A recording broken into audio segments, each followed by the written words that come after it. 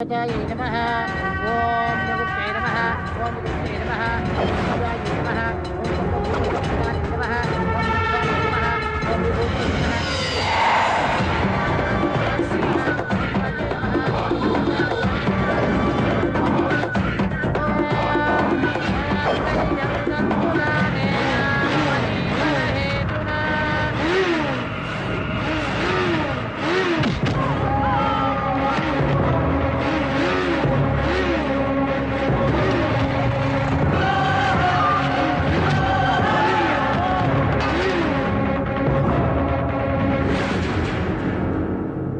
మధ్యలో వీడవుడు ప్రభు.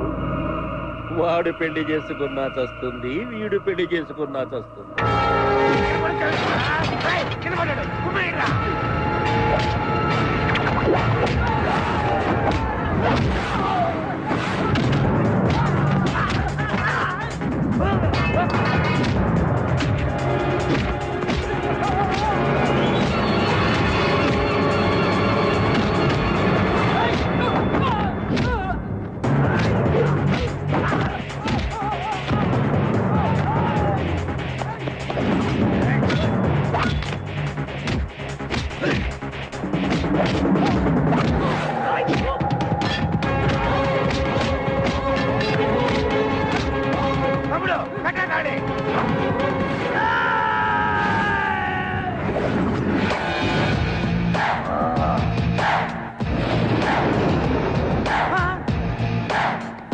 ఏ చెంబుతో కొడితే పాతాళానికి వెళ్తారో, ఏ చెంబుతో కొడితే ఆకాశానికి ఎగిరిపోతారో, ఏ చెంబుతో కొడితే మొహం పగిలిపోతో అలాంటిది ఈ చెంబును మర్చిపోయావా?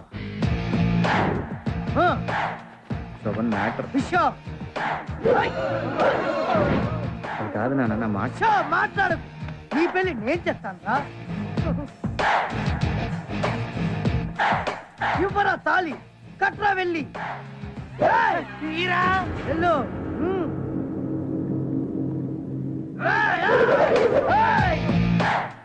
నువ్వేంట్రా నిలబడి అలాగే చూస్తున్నావు?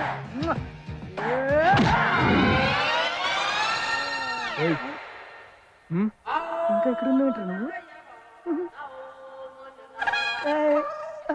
పవరు పవరు పోయింది. పవరు లేదా?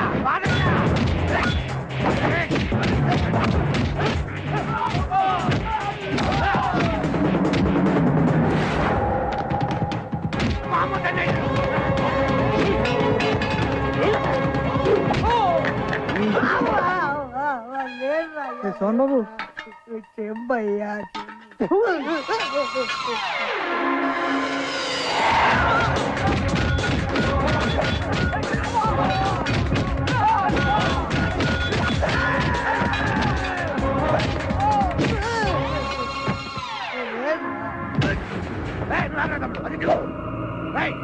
వాడు కలిసి మాట మాట చెంబులు చూపిస్తారా మాకు?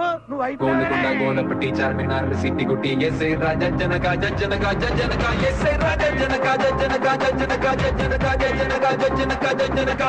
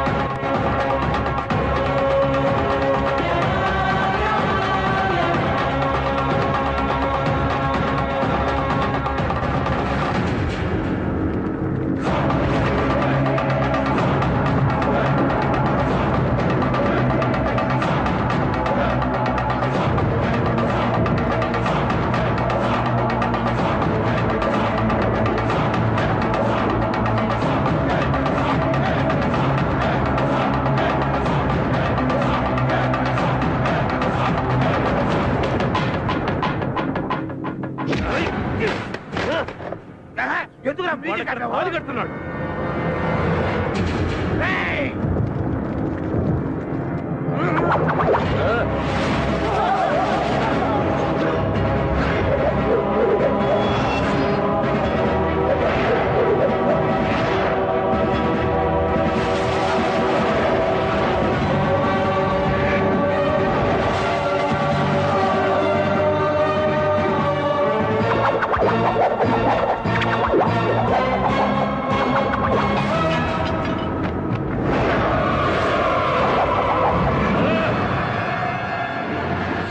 యమ పాశమునకే ఓటమా, యమ ధర్మమునకే ధిక్కారమా?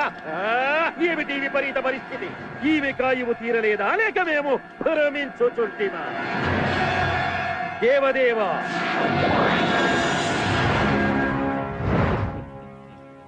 ఏమిటిది దేవదేవా? ఆమె ప్రాణములను ఏదో ఒక దివ్యశక్తి కాపాడుచున్నది. నేను అశక్తుడనైనా ఎందుకిలా జరుగుతున్నది? ఏమిటి సృష్టి విరుద్ధము? కలవరపడకు ధర్మరాజా, ఇది నా వరప్రభావం. మీ వరప్రభావమా? అవును. ఈ మానవుని వద్ద ఉన్న శక్తిని సంగ్రహించినప్పుడు, ఓ ఈ మానవ, భగవంతుడి ముందు మానవుడెంత? నీ బలహీనతలు తెలుసుకున్నాను. నీ నోటి వెంటే నిజం చెప్పించాను. యుక్తిగా నా శక్తిని నేను లాక్కున్నాను.